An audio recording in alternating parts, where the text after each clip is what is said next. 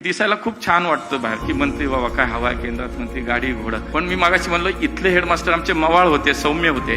थोडं काही चुकलं तरी थोडं काही नाही, थोडं कधीतरी एक दोन वेळा नाही गेलं तर नाही बोलले की टेन्शन यायचं. तुम्ही माझ्याशी का नाही बोलले, मला टेन्शन आलं. पण ते समजून घ्यायचं आपलं काहीतरी गडबड आहे, पण ते दुरुस्त आपण केलं की ते सगळं जागेवर यायचं. पण तिथं मात्र इतके कडक मास्तर आहेत. मला एकच उदाहरण मी फक्त सांगेन की ज्या वेळेला नुकतंच शपथविधी झाला आणि 6-7च दिवस झाले होते. मागच्या एका कार्यक्रमात मी कुठे मी फार वेळ घेत नाही, 10 मिनिट 5 मिनिटं संपवलं. तर त्या ठिकाणी त्याच दिवशी एक 6 दिवस झाले आणि आम्हाला संध्याकाळी माननीय मोदीजींनी सगळे मंत्रिमंडळांना कसंच गप्पा मारायला घरी बोलवलं होतं पीएम हाऊसला.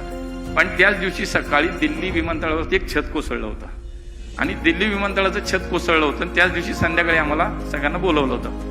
आणि सगळे राज्यमंत्री होते, कॅबिनेट मिनिस्टर नव्हते. कारण राज्यमंत्र्यांना कुठेतरी बाबा त्यांच्यासोबत संवाद करावा, त्यांची थोडी भीती कमी व्हावी, असा कुठेतरी उद्देश त्यांचा होता. आणि सहसा एकदम अगदी इन्फॉर्मल गप्पा मारायला सुरुवात झाली. प्रत्येकाला सांगत होते की तुझी मिनिस्ट्री सांगा आणि तू हे सांग काय काय काम मिनिस्ट्रीत गेला का, रिव्ह्यू घेतला का, ब्रीफिंग घेतलं का, कसं वाटलं काय, आणि सांगा म्हणून. माझ्या वेळेला मी म्हटलं की माझ्याकडे सिव्हिल एव्हिएशन आणि सहकार. तर त्यांनी 2च मिनिटं थांबले. रुको, आज दिनभर क्या किया. आता त्यांनी हे पहिलं चेक केलं की ह्या वेळेला हे तरी माहितीये का दिल्लीत आज ऍक्सिडेंट झाला विमानतळावरती. मग त्यांनी मला विचारलं की आज दिनभर क्या किया. आता त्याच्या पुढे अजून गंमत आहे बघा. आता तुम्हाला वाटत असं सोपं आहे काम, अजिबात नाही.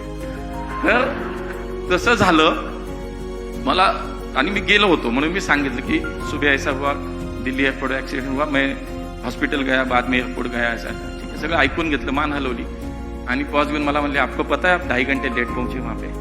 आता असं म्हटल्यानंतर मला वाटलं अरे कुठून इथं आलो मी, काही करणं आपला कार्यक्रम झाला वाटतं.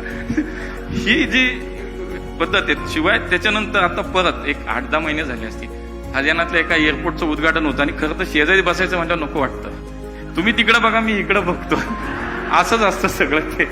आणि तिथं शेजारी बसलो, विमानतळाचं उद्घाटन होतं, कार्यक्रम चालू होतं, ते असे बाजूला आले. म्हटलं झालं काहीतरी आता.